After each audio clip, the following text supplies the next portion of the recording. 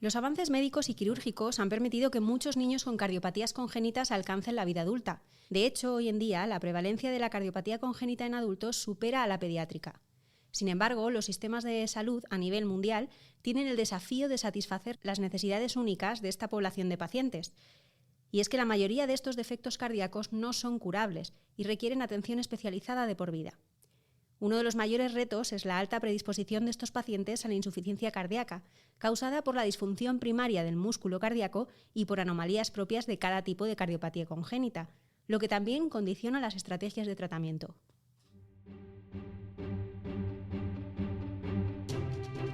Cardio Podcast. Novedades científicas y actualidad clínica de la mano de expertos de la especialidad. Suscríbete al canal Cardio Podcast y escúchanos en Google, Apple y Spotify.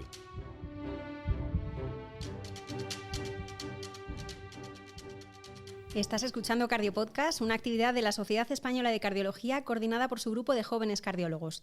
Soy Alicia Ituarte, realiza como siempre Jesús Nicolás y saludamos a la moderadora Teresa Segura, cardióloga en el Hospital Universitario 12 de Octubre de Madrid. Bienvenida, Teresa. Hola, Alicia.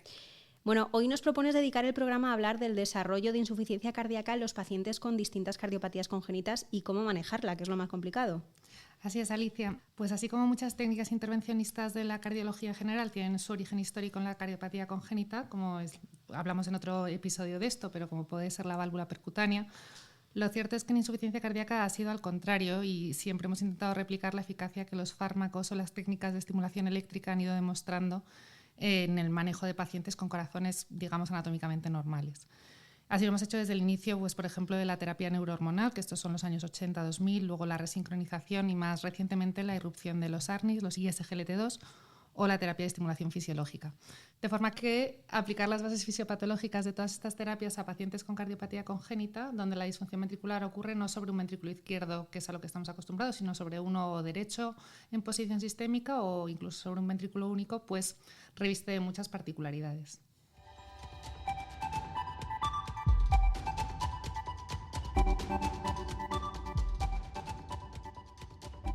Venga, pues para repasar todos estos puntos nos van a acompañar los siguientes invitados. Andrés Alonso García, cardiólogo en el Hospital General Universitario Gregorio Marañón de Madrid. Bienvenido, Andrés. Hola, ¿qué tal? Muchas gracias por la invitación. También contamos con Zorba Blázquez Bermejo, cardiólogo en el Hospital General Universitario Gregorio Marañón, también de Madrid. Muy buenas, Zorba. Hola, ¿qué tal? Hola a todos. Muchas gracias por la invitación igualmente. Y estamos con Javier Ramos Jiménez, cardiólogo en el Hospital Universitario 12 de Octubre de Madrid. Gracias por acompañarnos, Javier. Hola a todos, muchas gracias por estar aquí. Vamos a comenzar el episodio hablando, si os parece, de la prevalencia de esta complicación en el mundo de las cardiopatías congénitas. Andrés, ¿tú podrías ponernos un poco en contexto? Pues mira, Teresa, yo te daría un titular y luego matices. Como titular te diría: la insuficiencia cardíaca es la primera causa de muerte en los pacientes adultos con cardiopatías congénitas. Y ahora los matices.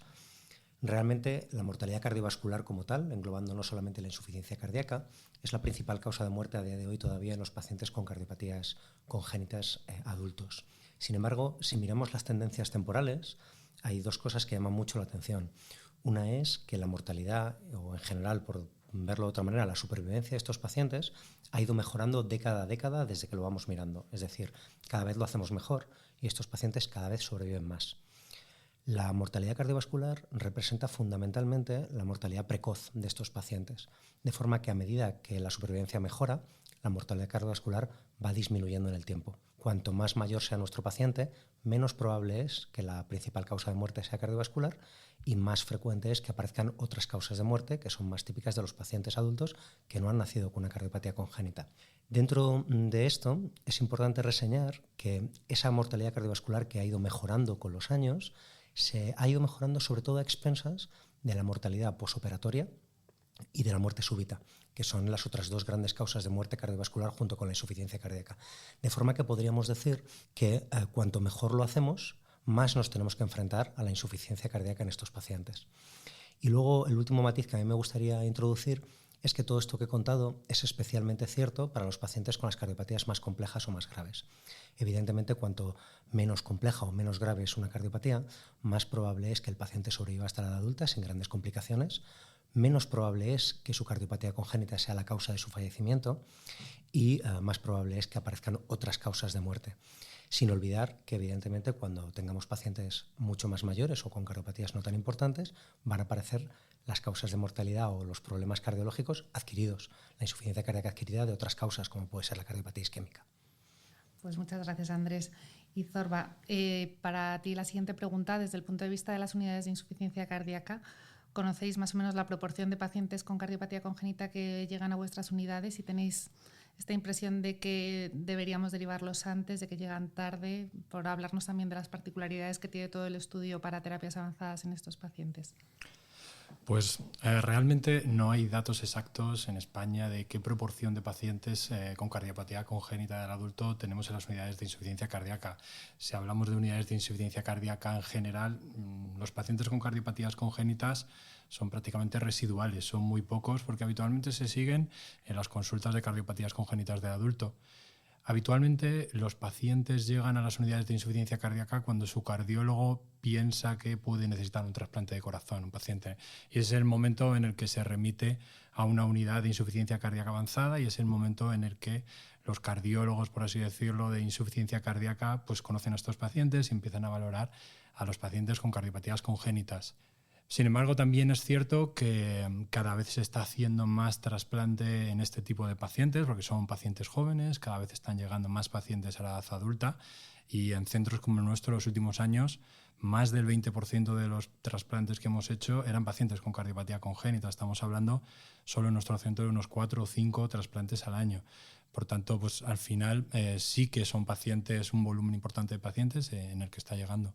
Y luego, pues también es importante también para los que no nos dedicamos a las cardiopatías congénitas, como es mi caso, pues saber que son pacientes muy particulares a la hora de hacer una valoración para un trasplante de corazón.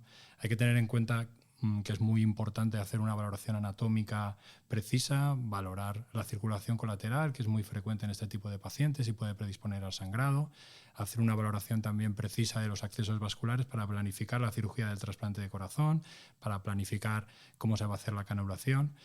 Y en cuanto al momento de remitir al trasplante, creo que esto es un detalle muy importante. Teniendo en cuenta un poco todo lo que he comentado, pues son trasplantes pues de alto riesgo, ¿no? Aunque es verdad que la supervivencia a medio y largo plazo es similar al resto de pacientes, pues son trasplantes que son técnicamente más complejos, con más complicaciones, con más sangrado, con una mayor morbilidad perioperatoria y es importante que lleguen pronto, porque si a esto sumamos ya que es un paciente desnutrido, caquéctico, con insuficiencia renal o con hepatopatía avanzada, las probabilidades de que ese trasplante salga bien se reducen mucho.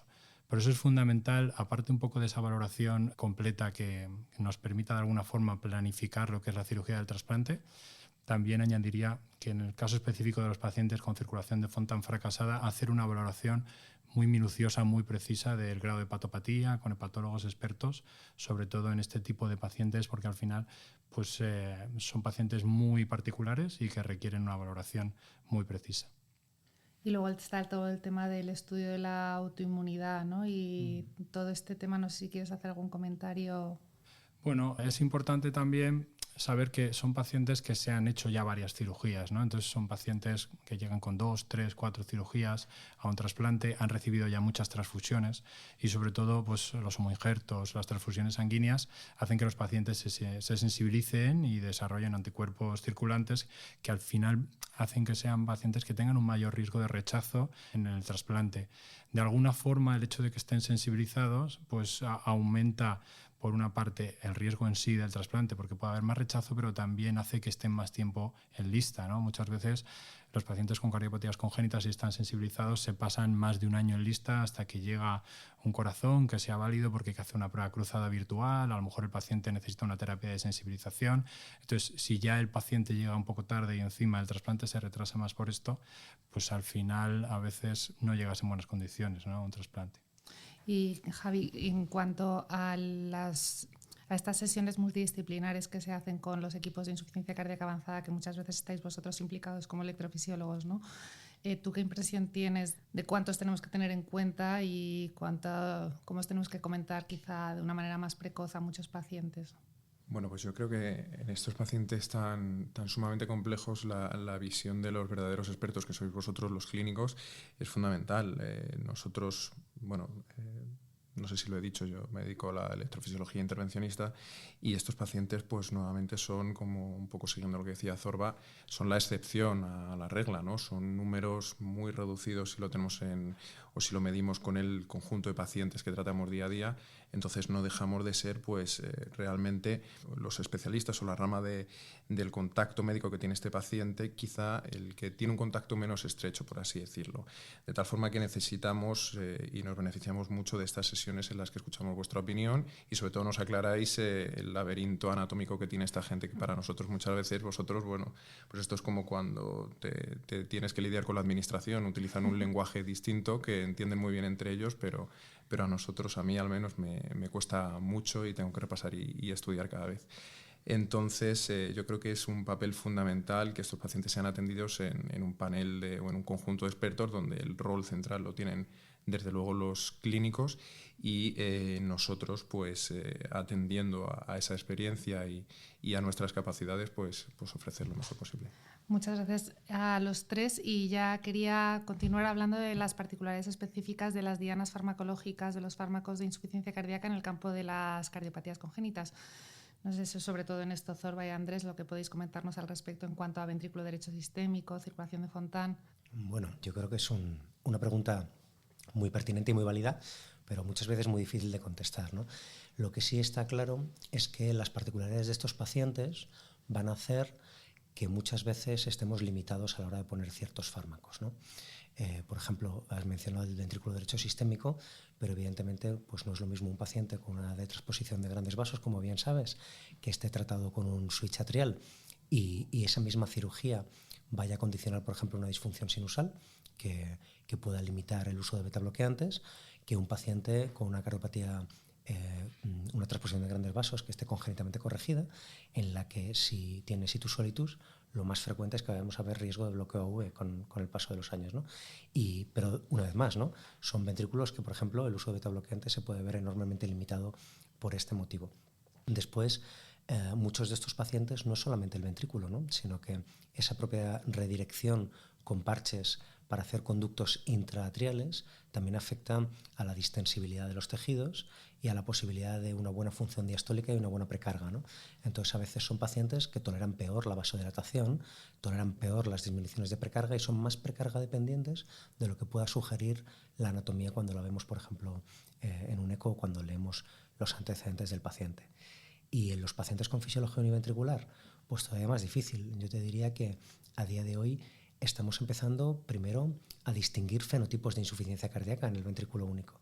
Todavía no tenemos ni siquiera claro cuál es el fenotipo que predomina muchas veces en el paciente, si es más una cuestión de resistencias vasculares pulmonares elevadas, si es más una cuestión de disfunción diastólica, cuando es disfunción sistólica es más fácil porque se ve en el eco o en la resonancia, ¿no? Pero muchas veces puede ir emparejada a otras disfunciones que nos pueden dificultar mucho la vida. Y sin duda estos pacientes que además son muy jóvenes y que no tienen otros factores de riesgo tradicionales, como puede ser la hipertensión fundamentalmente, pues nos va a limitar mucho a la hora de titular la medicación, ¿no? Recalcar lo que dice Andrés y luego insistir en una cosa, ¿no? Que muchas veces sean pacientes con ventrículos morfológicamente izquierdos o un ventrículo derecho sistémico, yo creo que al final muchas veces el paciente entra en una situación ya de sintomatología que hace que nos tengamos que plantear el trasplante cardíaco, ¿no? Que yo creo que en muchos casos pues, va a ser la vía final, ¿no? En la que van a acabar muchos de estos pacientes. Y creo que los pacientes que tengan disfunción sistólica, aunque es verdad que a día de hoy la evidencia no es mucha, pero sí que se debe plantear e intentar el tratamiento farmacológico con fármacos neurohormonales, que si bien no han demostrado su evidencia en este tipo de pacientes, pues sí que vemos muchas veces que el paciente mejora la sintomatología y bueno, puede permitir retrasar el trasplante, y creo que eso pues en un paciente joven siempre es algo que hay que buscar. Y Javi, en cuanto a las técnicas de estimulación, que también tienen sus particularidades según la anatomía, si nos puedes ayudar un poco a revisar algunas particularidades concretas de este tipo de pacientes. Sí, desde luego que la dificultad anatómica quizá en estos pacientes sea el principal inconveniente que nos encontramos, y realmente, bueno, pues siendo un poco sistemático te lo puedes encontrar desde el principio. Como mencionaba Zorba, pues estos son pacientes que muchas veces ya han tenido o ya han llevado a cabo intervencionismos previos, se les ha sondado y había accesos vasculares múltiples, entonces podemos encontrar pues desde accesos venosos trombosados con circulación colateral, tortuosidades, en los casos, por ejemplo, los isomerismos puede haber también dificultad pues, para acceder porque los vasos no conducen donde estamos acostumbrados en adultos sin cardiopatía congénita, la presencia, como digo, de tortuosidades, vena cava superior izquierda persistente, por ejemplo, a la hora de valorar implante de dispositivo. Entonces, las dificultades anatómicas son múltiples, y no solo la dificultad es llegar al corazón, sino que una vez estamos ya intracavitarios, pues podemos encontrar también muchas barreras. Para empezar, bueno, pues hablando un poco y llevándolo al terreno de lo que estamos tratando hoy, que es la insuficiencia cardíaca y cómo paliarla, cómo tratarla con dispositivos, la resincronización cardíaca en estos pacientes pues puede ser muy difícil por el mero hecho de que el seno coronario puede tener un orificio que esté prácticamente atrésico, puede tener varios orificios, pueden estar bifurcados, muy angulados, con ramas anómalas, de tal forma que esas dificultades anatómicas pues hay que tenerlas muy en cuenta. Y si lo llevamos a un punto un poquito más actual, al tema de la estimulación fisiológica, bien es cierto pues que también suelen ser pacientes que tienen muy alterado el eje de la conducción, sobre todo en su territorio más proximal, dependiendo desde luego la complejidad de la cardiopatía congénita, pero el nodo compacto y sobre todo la porción penetrante del sistema His-Purkinje puede estar en muchas ocasiones pues llamativamente desplazado. Tanto las cardiopatías congénitas, que pueden simular o pueden parecer un poquito más simples, como las comunicaciones interventriculares, y más aún, como ha dicho antes Andrés, también en los pacientes con cardiopatías más complejas, como puede ser una transposición congénitamente corregida, donde el sistema eléctrico del corazón está pues muy alterado anatómicamente, con un haz de His muy largo, superficial, anteriorizado, y eso le predispone en gran medida a desarrollar bloqueo auriculoventricular. Entonces, todas estas dificultades anatómicas, desde luego, tenemos que tenerlas previstas y contempladas antes del intervencionismo. Para eso, el estudio con técnicas de imagen avanzadas, la reconstrucción tridimensional de tomografías computerizadas e incluso su interpretación, su adquisición, su incorporación a los sistemas de navegación electroanatómicos con los que trabajamos habitualmente en el laboratorio puede ser de gran utilidad. Los problemas no acaban ahí, porque luego estos son pacientes que han sido en su mayoría operados, intervenidos, entonces pues bueno, luego tenemos que encontrar posibles zonas de tejido protésico, de fibrosis, cicatrización, umbrales altos. Entonces, bueno, pues las técnicas de estimulación en estos pacientes, derivado a su complejidad nativa, las técnicas quirúrgicas paliativas, pues desde luego que es una cosa que limita mucho o dificulta mucho la consecución de la estimulación en ellos. Bien, es cierto que son casos difíciles, pero el abanico de posibilidades que hay para llevarlos a cabo, tanto en las indicaciones de estimulación por bradicardia como por insuficiencia cardíaca, pues son muy amplios y afortunadamente dan cobertura a la mayor parte de escenarios.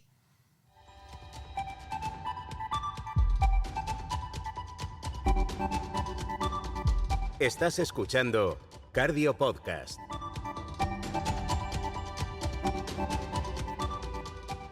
Y avanzamos en este análisis sobre la insuficiencia cardíaca en los pacientes con cardiopatías congénitas. Lo hacemos con Andrés Alonso, Zorba Blázquez y Javier Ramos. Teresa, vamos ahora a hablar de la evidencia científica, ¿no? Sí, ya puesto en contexto todas estas cosas que tenemos que tener en cuenta, pues me gustaría revisar esta evidencia científica. Sobre todo ha dicho Zorba que quizá todo este peso de la evidencia que tenemos en pacientes sin cardiopatía congénita, pues no lo tenemos en pacientes con cardiopatías congénitas. Y esto ha sido especialmente, bueno, se ha intentado múltiples veces con los fármacos más tradicionales, como hablábamos del inicio de la terapia neurohormonal, pero sí que parece que hay un cambio en cuanto a la evidencia generada con los nuevos fármacos como sacubitril, valsartán, los ISGLT2. Luego también quería comentar, quizá Zorba, algo del Vericiguat, si piensas que tiene algún hueco en nuestros pacientes con cardiopatías congénitas y cómo se recoge en las guías. Bueno, como ha dicho Zorba, al final él y yo trabajamos en el hospital y yo creo que al final, cuando falta evidencia, pues no queda otra que aunar experiencia para intentar tomar la mejor decisión con los pacientes, ¿no? Entonces nosotros, por ejemplo, igual que tantos otros grupos, tenemos muy claro que hay muchos perfiles de pacientes o muchas situaciones en la evolución de un paciente en el que merece la pena tratar aunque no tengamos mucha evidencia disponible. Realmente, casi toda la evidencia en fármacos para insuficiencia cardíaca en cardiopatías congénitas adolece de los mismos problemas. Son estudios muy pequeños, donde falta potencia estadística por N pequeña. A veces se ha intentado paliar esta N pequeña mezclando pacientes que realmente no tienen por qué ser superponibles. Son además estudios con seguimientos cortos, que muchas veces se han probado en pacientes estables, y precisamente sabemos que estos son pacientes que se pueden seguir durante toda la vida adulta y que la insuficiencia cardíaca puede llegar en un punto de ese desarrollo, pero a veces hace falta seguimientos más largos para ver verdaderamente resultados favorables en las variables más clínicas, ¿no? Más duras. Es verdad que los últimos estudios tienen en general resultados más interesantes que los previos. Los estudios más clásicos con ARA2 y con IECA, sobre todo en el contexto del ventrículo derecho sistémico, fueron como muy decepcionantes. Y estos últimos estudios son más interesantes, pero al final son en general variables subrogadas.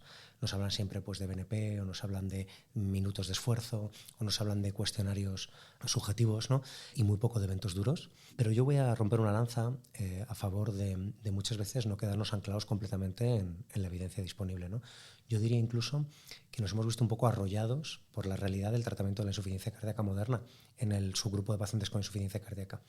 Hay un estudio muy bonito que intentó plantear el grupo de Montreal, en el que iban a probar sacubitril/valsartán en pacientes con ventrículo derecho sistémico, y lo tuvieron que cancelar desafortunadamente porque el comité que lo seguía tenía dudas sobre el planteamiento ético del estudio, porque hubo mucha más insuficiencia cardíaca en el grupo placebo, y era un diseño cruzado muy bonito en el que los pacientes iban a tomar primero un producto y luego el otro, y precisamente cuando cruzaron las ramas y los primeros pacientes que habían recibido sacubitril/valsartán cambiaron a placebo, empeoraron drásticamente, y eso fue lo que motivó parar el estudio, y no se pudieron sacar conclusiones, y por eso no está publicado como tal, más allá de una pequeña nota, ¿no? Pero realmente era un escenario en el que todos los pacientes tenían síntomas de insuficiencia cardíaca, todos tenían clase 2, clase 3, todos estaban cerca de ese momento de la insuficiencia cardíaca avanzada del trasplante, y de alguna manera todos los que nos dedicamos a estos pacientes hemos visto que cuando el paciente ya está sintomático, cuando el paciente ya tiene una insuficiencia cardíaca florida y tiene disfunción del ventrículo sistémico, sea este de morfología derecha o de morfología izquierda, estos fármacos funcionan y mejoran al paciente y retrasan la llegada del trasplante. Tan es así que si miramos los papers más recientes, donde se ha probado qué tal los ISGLT2 en este contexto, llama la atención que la mayor parte de los pacientes están tratados con sacubitril/valsartán, aunque no había una evidencia muy sólida detrás, ¿no? De alguna forma esto ya expresa que vamos detrás, ¿no? Y que realmente muchas veces ya estamos haciendo cosas, aunque nos veamos limitados en la manera de demostrarlo. Bueno, en cuanto a lo que comentabas del Vericiguat, quizás a día de hoy está un paso por detrás de la cuádruple terapia fuera de las cardiopatías congénitas. El estudio Victoria pues, demostró que los pacientes que habían tenido una descompensación reciente de insuficiencia cardíaca se beneficiaban en el endpoint combinado de la reducción de eventos, pero es verdad que la penetración del fármaco en la población de insuficiencia cardíaca con FEI reducida pues, no es la misma que la de la cuádruple terapia de hoy. Se ha publicado recientemente el estudio Victor, que eran ya pacientes estables, más clase funcional 2, sin descompensación reciente. Y bueno, fue neutro el endpoint primario del estudio, pero sí es verdad que el análisis combinado con los pacientes del Victoria, pues sí que parecía que había una reducción de eventos. Claro, es un poco complicado si no ha tenido tanta penetración en la insuficiencia cardíaca con FEI reducida, pues extrapolar esta evidencia e incluir a los pacientes con cardiopatías congénitas, pues es un poco difícil, pero sí que es verdad que bueno, es un fármaco muy seguro en cuanto a que no va a afectar a la función renal, en cuanto a que no va a producir trastornos iónicos, baja un poco la tensión arterial y puede ser quizá la única limitación que podemos tener.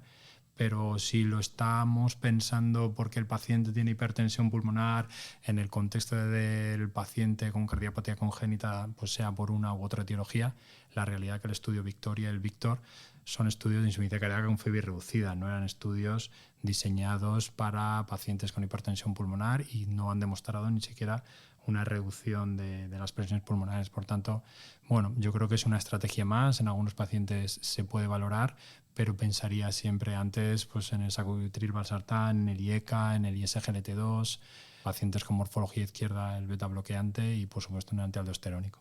Y Javi, ¿cómo están recogidos los pacientes con cardiopatía congénita en el mundo, en las guías de la estimulación, y cómo ves tú el generar nueva evidencia en la cual se pueda establecer que la terapia de estimulación beneficia a estos pacientes? Bueno, yo creo que es muy importante lo que ha dicho Andrés antes también.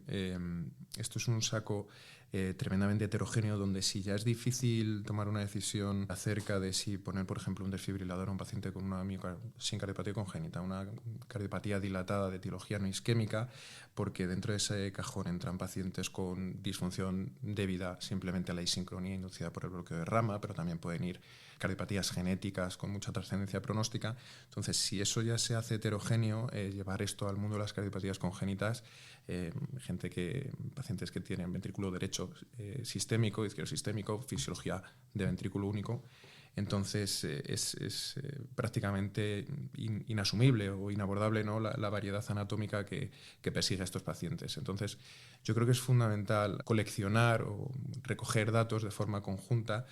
Y eso es un gran hueco sin cubrir que tiene la literatura a día de hoy. Revisando, uno no encuentra más allá que evidencia de muy baja calidad metodológica. Suelen ser registros en la mayoría de ocasiones unicéntricos, retrospectivos, y eso tiene una serie de limitaciones pues, que dificulta mucho la interpretación de los resultados. Eso hablando del tema de la estimulación, pero como han comentado antes, el tema de los fármacos no va mucho más allá en calidad científica.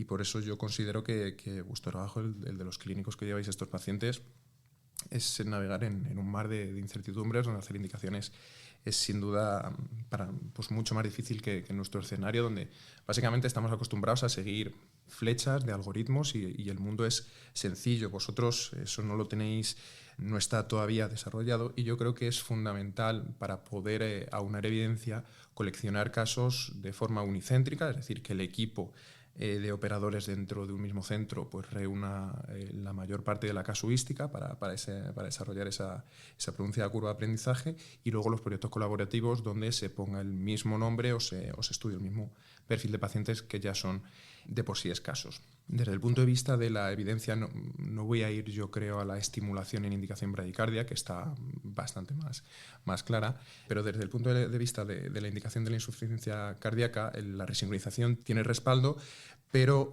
no dejan de ser muchas veces datos extrapolados de pacientes sin cardiopatías congénitas. Los resultados que hay en pacientes con cardiopatías congénitas son buenos, incluso la tasa de no respondedores es menor que en pacientes sin cardiopatías congénitas. Pero mucho ojo, porque hay que tener en cuenta que en más del 70% de los pacientes en los que se implanta un resincronizador con una cardiopatía congénita es debido a una disfunción mediada por una estimulación de un marcapasos en punto único previamente. Entonces, lógicamente, si tú tienes un problema eléctrico que te induce un problema mecánico, una solución eléctrica muy probablemente te resolverá ese trastorno. Cosa distinta es cuando tenemos una disincronía electromecánica nativa del paciente, donde la evidencia es mucho más escasa y la toma de decisiones más compleja. ¿Y tu impresión subjetiva, Javi, de los casos de tu casuística? ¿Es que la estimulación fisiológica en estos pacientes, por ejemplo, ventrículo derecho sistémico, funciona? Sí, cuando hablamos de, para quien no lo sepa, de estimulación fisiológica, realmente se acogen, o la definición es cualquier tipo de estimulación destinada a evitar o paliar la insuficiencia cardíaca mediada por disincronía electromecánica. Entonces ahí podemos incluir tanto la resincronización biventricular convencional como la estimulación del sistema de conducción. Entonces, la norma, al igual que los pacientes en cardiopatías congénitas, ha sido la estimulación la resincronización mediante estimulación biventricular, ya sea endo o epicárdica en muchos casos en estos pacientes, pero no hay que olvidar que cuando hablamos de estimulación fisiológica, no hay nada más fisiológico que el sistema de excitación-contracción mediado por la red de Purkinje, ¿no? Entonces, en ese sentido, desde un punto de vista técnico, mecanístico, no puede haber nada más fisiológico que estimular el sistema de conducción, y los resultados, si bien es cierto que normalmente son retrospectivos, pero sí que hay algún registro colaborativo, son muy buenos y al menos comparables a los resultados del CRT. Y yo creo que con varias ventajas. La primera de ellas es la simplicidad. Como hemos dicho, el seno coronario puede estar en localizaciones o incluso ausente o localizaciones diversas, llevar a zonas de escara o no permitirnos que haya ramas que nos acerquen a esas zonas que queremos estimular, mientras que el septo interventricular siempre va a estar ahí, o prácticamente siempre, ¿no?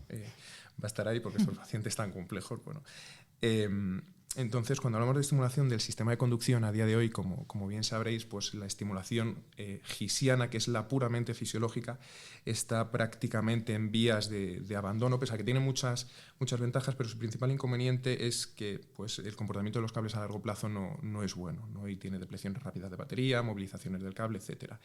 Y pues como alternativa ha surgido la estimulación septal profunda, la estimulación del área de rama izquierda, que ha conseguido solventar muchos problemas de la estimulación gisiana. Entonces, como comenté antes, la disposición del sistema eléctrico en estos pacientes proximal, nodo AV y gis proximal suele ser muy variable, pero luego una vez arboriza rama derecha y rama izquierda suele estar ubicada en una posición más o menos estándar. Y bueno, la rama izquierda tiene tantísimas ramificaciones que puede ser incluso difícil no llegar a acercarse a estimular alguna de ellas. Entonces, bueno, pues un poco en base a esa mecanística y a los resultados iniciales que hay, yo creo que la estimulación del sistema de conducción debe ser la norma en la indicación bradicardia para evitar el desarrollo de la disincronía que pueda propiciar la insuficiencia cardíaca por este mecanismo, y puede ser una alternativa muy razonable para pacientes donde el objetivo de la estimulación sea paliar precisamente esa insuficiencia cardíaca por la disincronía.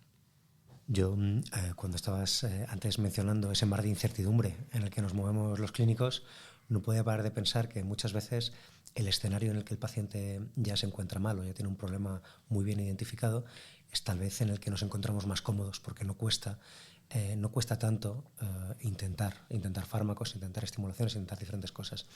Para mí lo más difícil es el paciente que todavía se encuentra bien, pero que sabemos que su cardiopatía va dirigida hacia un fracaso de esa circulación, ya sea porque es un ventrículo derecho en posición sistémica, que sabemos que acaba fallando, ya sea porque es una circulación univentricular, que sabemos que acaba fallando, y cómo intentar ganarle esos años de vida cuando todavía el paciente se encuentra bien y no sabemos hasta qué punto estamos protegiendo la circulación o solo estamos haciéndole pagar los efectos secundarios de los fármacos o de las intervenciones que hacemos, ¿no? Tanto más cuando el motivo del fracaso de la circulación del paciente ni siquiera es tan evidente como la disfunción sistólica, como puede ser la disfunción diastólica o el fallo del ventrículo subpulmonar, del que sabemos tan poco, ¿no? Entonces, todos esos pacientes están en la consulta de congénitas, y en el día a día del seguimiento tomar decisiones para ir previniendo la insuficiencia cardíaca es para mí lo más complicado. Y ya para terminar y por intentar terminar hacer las analogías con los cambios en la insuficiencia cardíaca izquierda, Zorba, ¿tú piensas que el manejo de la insuficiencia tricúspide en el paciente con el ventrículo derecho sistémico en esto va a pasar de una manera parecida a lo que ocurre con la mitral y vamos a ir a una terapia borde a borde en estadios menos avanzados? ¿Tú crees que esto también va a ser una realidad próxima? Yo creo que sí. Fuera de las cardiopatías congénitas la evidencia cada vez es mayor. Tenemos el COAP, el RESHAPE, y son pacientes que evolucionan bien, reducimos eventos duros, mejoría de calidad de vida, y al final la mayoría de estos pacientes son inoperables, y si son buenos candidatos anatómicamente a una reparación borde a borde, pues yo creo que hay que intentarlo, porque muchas veces cuando el paciente está asintomático y ya está con medicación, la alternativa es ir al trasplante directamente, y esto puede permitir pues prolongar la duración de ese corazón que ya está empezando a fallar y retrasar el trasplante, y por supuesto que yo creo que cuando se pueda va a haber que intentarlo. Doctores, muchísimas gracias. Nos hemos comido el tiempo sin darnos cuenta, así que habrá que seguir hablando de cardiopatías congénitas aquí en Cardio Podcast. Muchísimas gracias a los tres por haber estado hoy con nosotros aquí. Muchísimas gracias. Muchas gracias por la invitación. Y me voy a quedar con una de las primeras frases que ha comentado Andrés, que es que cada vez lo hacemos mejor y nuestros pacientes cada vez viven más. Lo que quiere decir que tenéis un gran reto, que es un reto positivo al final, el tener que enfrentarse a la insuficiencia cardíaca en este tipo de pacientes, porque ya se han superado otras barreras anteriores. Así que dentro de todo es un camino largo, pero con highlights, ¿no? Gracias. Muchas gracias, Teresa, también a ti por haber traído este debate a Cardio Podcast y todos los que has traído anteriormente. Nada, gracias a vosotros. Recordamos a quienes escucháis que podéis poneros al día con el resto de episodios de Teresa y del resto de la playlist en Spotify, en YouTube y en Apple Podcast. Y como siempre, consultar la bibliografía de cada episodio en la web de secardiología.es. Más Cardio Podcast en 2 semanas. Cardio Podcast, un programa de la SEC coordinado por su grupo de jóvenes cardiólogos.